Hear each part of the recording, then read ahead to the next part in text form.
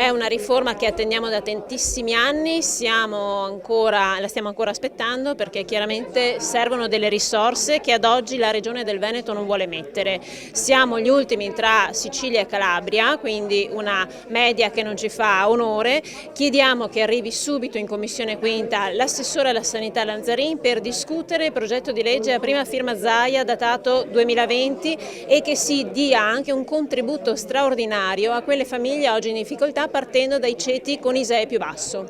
Prima di tutto capire se il loro caso è un caso 100% sanitario oppure no, e qui ci sono diciamo così, degli indici molto significativi, quale può essere una persona quindi che richiede per le proprie cure trasfusione piuttosto che alimentazione artificiale, piuttosto che un catetere vescicale permanente. Pensiamo che addirittura ci sono persone in coma che vengono chiamate a pagare la retta, quindi se il mio caso non rientra tra questi sicuramente non posso non pagare nulla. Nel momento poi in cui mi pongo l'interrogativo cosa devo pagare, devo capire quali sono i miei diritti. Sicuramente si parte da un totale che comprende la quota sanitaria e la quota alberghiera diviso al 50%, quindi 50% quota alberghiera e 50% quota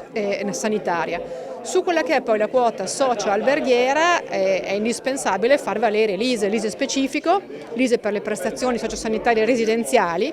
farlo valere nei confronti di chi? Dell'amministrazione comunale, il comune di competenza, quindi è quello di residenza prima dell'inserimento in struttura. Il comune è chiamato a pagare la differenza rispetto a quello che è l'ISE specifico, quindi per le prestazioni sanitarie residenziali. Questi diritti vanno conosciuti, bisogna chiedere, ci sono le associazioni, vanno fatti valere. È un regolamento che ad esempio quindi stabilisce che nel momento in cui io chiedo al comune di poter intervenire, lo stesso modulo prevede che tutti i miei beni presenti e futuri li devo destinare al pagamento della retta, oppure ancora prevede ad esempio che se io ho dei risparmi da parte devo prima andare ad erodere, quindi a spendere tutti i miei risparmi e poi poter chiedere l'integrazione al comune. Dei regolamenti che stabiliscono che se io ho un bene immobile, magari quindi un anziano che lo tiene per i propri figli o comunque che l'ha avuto in eredità,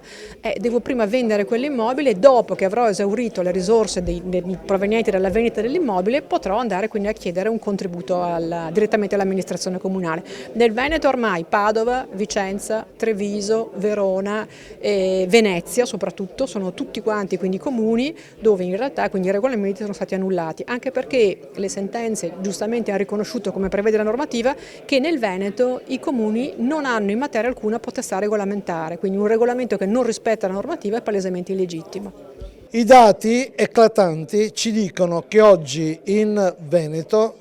occorrono al minimo circa 50.000 posti letto, che purtroppo ammontano a circa 34.000, per cui abbiamo bisogno di ulteriori 17.000 posti letto e soprattutto di impegnative di residenzialità in modo che l'ospite possa pagare solo la quota alberghiera.